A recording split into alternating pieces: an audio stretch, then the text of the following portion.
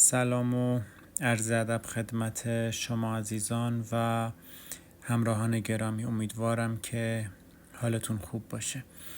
امروز میخوام یک اپلیکیشن بهتون معرفی کنم که خیلی مفید و کاربردیه برای اون دسته از عزیزانی که موسیقی کار میکنن، چه به عنوان هنرجو، چه به عنوان نوازنده، آهنگساز و کسانی که به هر حال با نوت‌های موسیقی سر و کار دارن. لوگوی نرم افزار رو در سمت راست قسمت پایین مشاهده میکنین. اسم نرم افزار هست پلی اسکور 2. کلیک میکنیم، محیط نرم افزار رو مشاهده میکنیم.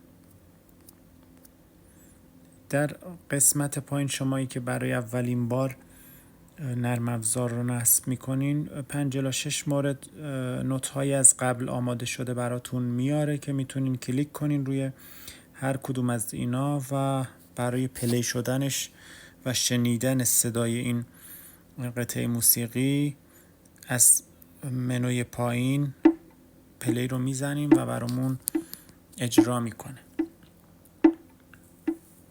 نکاتی که میخوام حین این اجرا براتون توضیح بدم، یکی این که سرعت موسیقی رو در حال پخش میتونه تغییر بده. یعنی اینکه شما دارین آهنگ رو گوش میدین، همزمان میتونین سرعت رو کم و زیاد کنین که این عدد 72 نوشته مربوط به همین کار هست که میتونیم توسط این علامت اینجا کم و زیادش کنیم.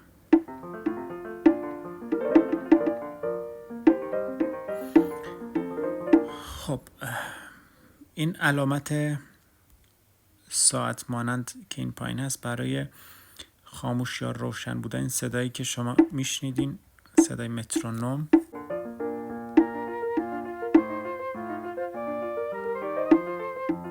که اینم باز صدای این قسمت کم و زیاد میشه. خب یک نکته بسیار مهم در مورد این نرم افزار، صدای سازهای مختلف رو پشتیبانی میکنه. حالا از سمت چپ قسمت پایین اینجا ضربه میزنیم، همونطور که میبینین گیتار رو داره که ویولون، چلو. مثلا با صدای ترومپت بریم این آهنگو بشنویم.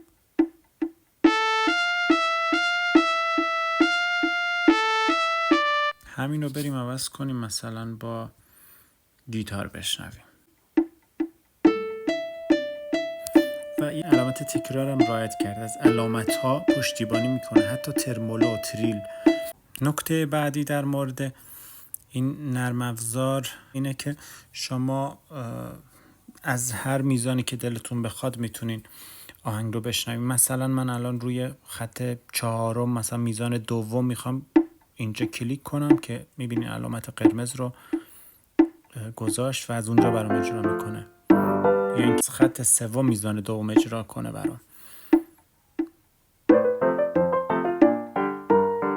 و نکته آخر، برای نوت هایی که میخوایم ازش عکس بگیریم، از قسمت دوربینی که در پایین سمت راست مشاهده میکنیم ضربه میزنیم روی علامت دوربین و به ما اجازه عکس گرفتن میده. و البته اینجا به خاطر عدم نور کافی ممکنه یه قسمت هایی رو ناقص برامون اجرا کنه،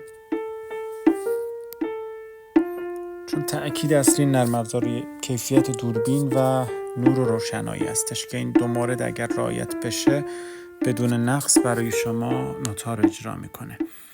امیدوارم که براتون مفید بوده باشه و بتونین ازش استفاده کنین. موفق و مؤید باشین.